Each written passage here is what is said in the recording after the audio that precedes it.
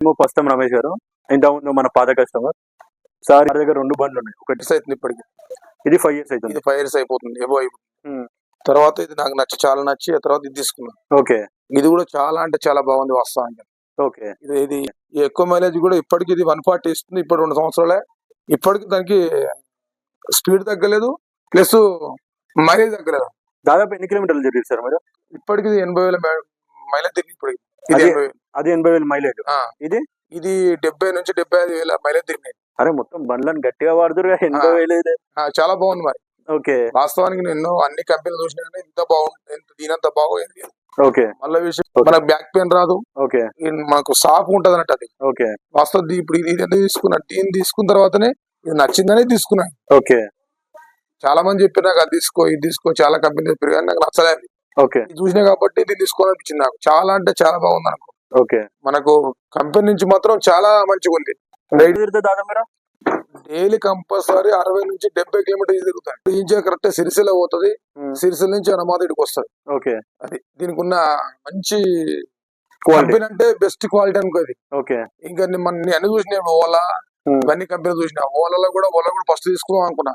ఓలా వాళ్ళు అన్ని అడుగుతుంది ఏంటంటే వాళ్ళంతా సిస్టమేటిక్ వేరే ఉంది. దానికి మనకు చాలా పేలిపోయినాయి వాస్తవానికి.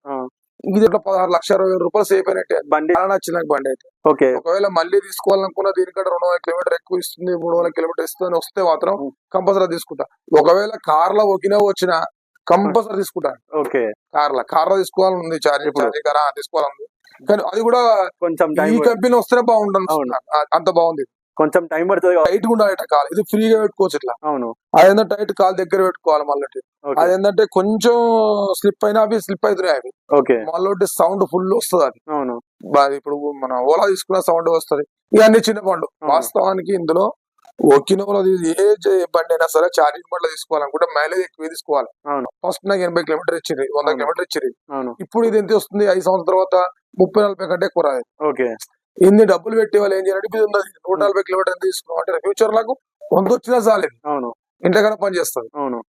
అదే ఇంకా ఇంతకంటే 250 స్పీడ్ ఉందనుకో, కిలోమీటర్ ఉన్నదనుకో కంపల్సరీ తీసుకుంటాం. మళ్ళీ అది మైలేజ్ సేఫే, దాన్ని రిపేర్ సేఫే, రిపేర్ కూడా ఎక్కువ ఇయ్యదు. ఇది ఎంత రిస్క్ పెట్టది. చిన్న మైనర్ రిపేర్ ఉంటాయి కానీ భారీ రిపేర్ మాత్రం ఖర్చు మాత్రం ఉండదు. చాలా తక్కువ ఖర్చు.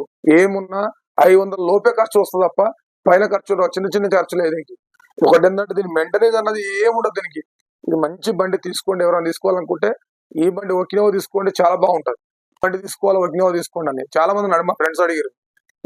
ఓలా తీసుకుంటా అంటే కూడా ఓలా దగ్గర అడిగిన తర్వాత కూడా వాళ్ళు నచ్చలేదని కూడా ఇక్కడికి వచ్చిరు వాళ్ళు. నేను చెప్పేవారు ఇది బాగుందండి, నాది నచ్చింది కాబట్టి. ఎందుకంటే ఎన్నో డబ్బులు పెడుతున్నా కదా, వృధా ఖర్చు పెట్టకుండా పెట్టుకుని కొనుక్కోండి. మీరు 30,000 బండి 40,000 బండి అంటే వడ్డీ అవి దేనికి పని చేయాలి. ఈ ఒకినోవా తీసుకోండి. ఇది 100 పైనే ఉంటది. మీరు డబ్బు కూడా తక్కువ ఉంటది. సాదా కూడా చాలా అవుతుంది. Thank you sir.